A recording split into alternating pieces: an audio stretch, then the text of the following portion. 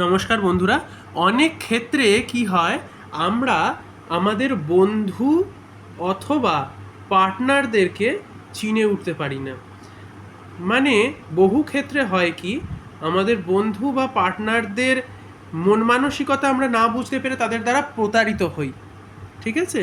এই প্রতারণার শিকার থেকে যদি আপনি বাঁচতে চান, যদি আপনি জানতে চান যে আপনার স্ত্রী হোক, আপনার স্বামী হোক, আপনার বন্ধু হোক, বা যে কেউ আপনার যে বিজনেস পার্টনার হোক বা পার্টনার হোক, আপনার জীবনে ভালো ভূমিকা তারা দেবে নাকি তাদের এফেক্ট আপনার ওপর নেগেটিভ পড়বে, সেই বিষয়টা জানবার জন্য আপনি নিজের লগ্ন চার্টে উপস্থিত গ্রহের ওপর ভিত্তি করে নির্দিষ্ট কক্ষের ভেতরে কিছু নির্দিষ্ট গ্রহের ওপর ভিত্তি করে এটা গণনা করতে পারবেন যে তারা আপনার জন্য ভালো হবে নাকি খারাপ। প্রথমত বিষয় হচ্ছে কি, আমাদের আশেপাশের মানুষ, যে বন্ধুবান্ধব, যে পার্টনার যারা আমাদের সঙ্গে অবস্থান করবে বা আমাদের ছায়াসঙ্গী হয়ে অবস্থান করবে, তাদের ক্ষেত্র বোঝার জন্য আমাদের নিজেদের চার্টের সপ্তম কক্ষ, একাদশ কক্ষ এবং তৃতীয় কক্ষটিকে দেখবার খুব প্রয়োজনীয়তা হয়ে থাকে। এই তিনটি কক্ষকে যদি আমরা খুব ভালো মতোভাবে বিশ্লেষণ করি এবং এই তিনটে কক্ষতে উপস্থিত পাপ গ্রহগুলোকে যদি আমরা বিশ্লেষণ করে নিতে পারি, তো আমরা খুব ভালোভাবে বুঝতে পারবো যে আমাদের ওপর তাদের এফেক্ট ভালো হবে নাকি খারাপ হবে।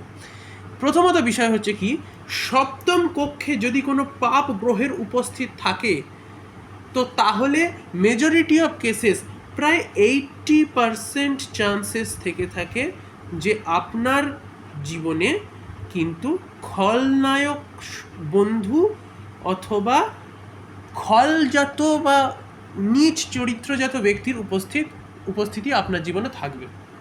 কোথাও না কোথাও পেঁচালো বন্ধু অথবা প্রতারক বন্ধু থাকার সম্ভাবনা বেশি।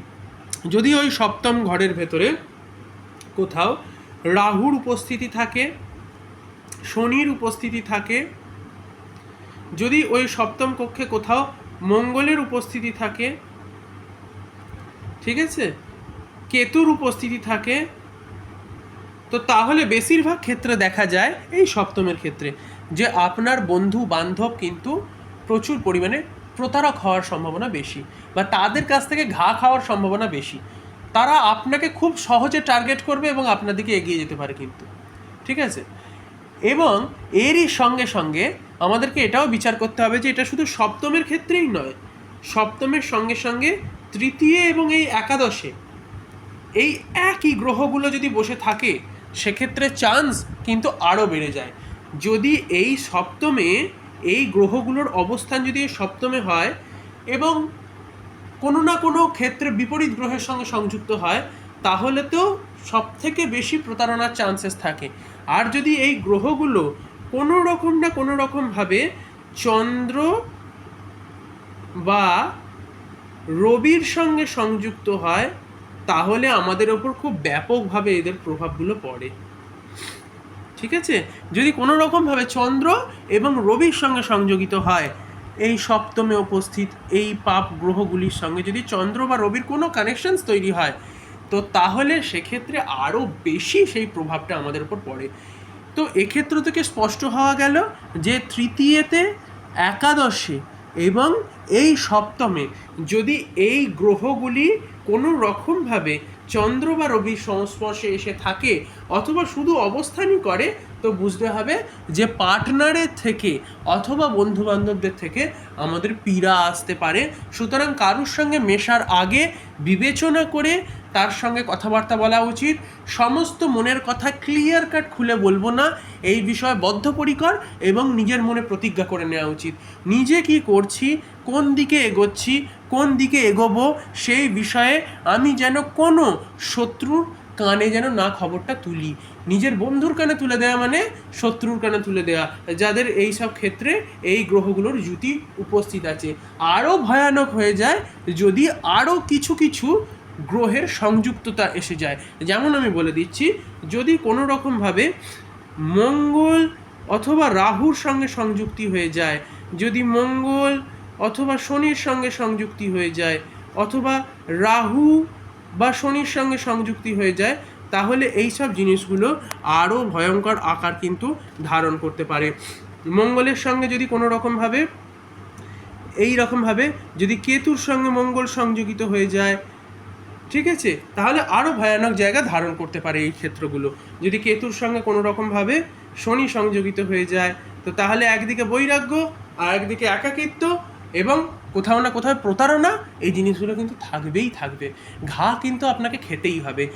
অনেকগুলো ক্ষেত্রে কেসেসে দেখা যায় কারণ হয়তো এখানে শনি বসে আছে, এখানে রাহু বসে আছে, এক্ষেত্রে চান্স অনেক বেশি। আপনি যদি ধরে নেন যে যদি এখানে শনি বসে আছে, এখানে রাহু বসে আছে, চান্স খুব বেশি বেড়ে যায় প্রতারক পার্টনার, প্রতারক বন্ধু এদের আসার সম্ভাবনা খুব বেশি।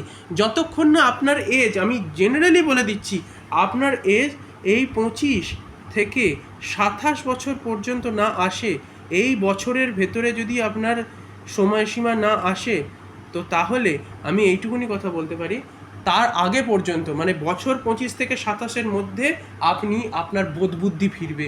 যদি আপনার এই জাতীয় গ্রহের জ্যোতি এই 3টি স্থানে অবস্থান করে, তো তাহলে এই বয়সের ভেতরে আপনার বোধবুদ্ধি ফিরবে। তার মধ্যে আপনার প্রায় 40% ক্ষতি করে ফেলবে তারা, এইটুকু একদম শিওর ধরে নেবেন।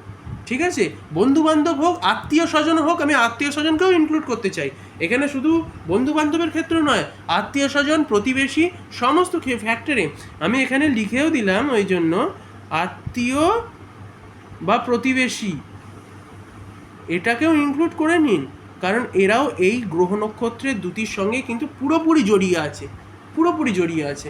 আর একটা দেখতে হবে, এই সপ্তম ভাবের সঙ্গে কিংবা সপ্তমভাবে উপস্থিত গ্রহ যদি অষ্টমভাবে উপস্থিত হয়ে যায়, তো তাহলে এর থেকে আরও প্রমাণিত হওয়া যায় যে এর থেকে আরও আঘাত আসবার সম্ভাবনা বেশি। যদি কারুর এখানে রাহু প্লাস চন্দ্র বসে আছে, ঠিক আছে, এই স্থানে যদি রাহু প্লাস চন্দ্র বসে থাকে এবং এই স্থানে কর্কট রাশি বসে থাকে, তো তাহলে ডেফিনেটলি সপ্তমের সঙ্গে অষ্টমের কানেকশানস তৈরি হয়ে যাচ্ছে। কীভাবে তৈরি হচ্ছে না, রাহু চন্দ্রকে এখানে গ্রাস করলে কর্কট রাশির ওপর এফেক্ট ফেলবে, তো সুতরাং রাহুর প্রভাব এই অষ্টমেও থাকছে। তো সুতরাং এই ধরনের ব্যক্তির ওপরও কিন্তু তার আশপাশের মানুষরা প্রচণ্ড জেলাস ফিল করবে, এদেরকে শেষ করে দেওয়ার চেষ্টা করবে পুরোপুরি। তো এই বিষয়গুলো মনে রাখলে খলনায়ক মানুষদের থেকে অথবা প্রতারক মানুষদের থেকে, প্রতারক বন্ধুদের থেকে আপনারা দূরে থাকতে পারবেন। যাই হোক, আজকের মতো ভিডিওটি এইটুকুই। যদি ভিডিওটিকে ভালো লেগে থাকে তাহলে অবশ্যই লাইক করবেন। যদি কোনো রকম কনসালটেশন নিতে চান, জ্যোতিষ পরামর্শ চান, অবশ্যই নিচে কমেন্ট করুন, আমি জ্যোতিষ পরামর্শ দেওয়ার বন্দোবস্ত করে দেবো। এবং তার সঙ্গে যদি চ্যানেলে নতুন এসে থাকেন অবশ্যই সাবস্ক্রাইব করতে ভুলবেন না। আমার সঙ্গে এতক্ষণ অবস্থান করবার জন্য আপনাদেরকে অনেক অনেক ধন্যবাদ।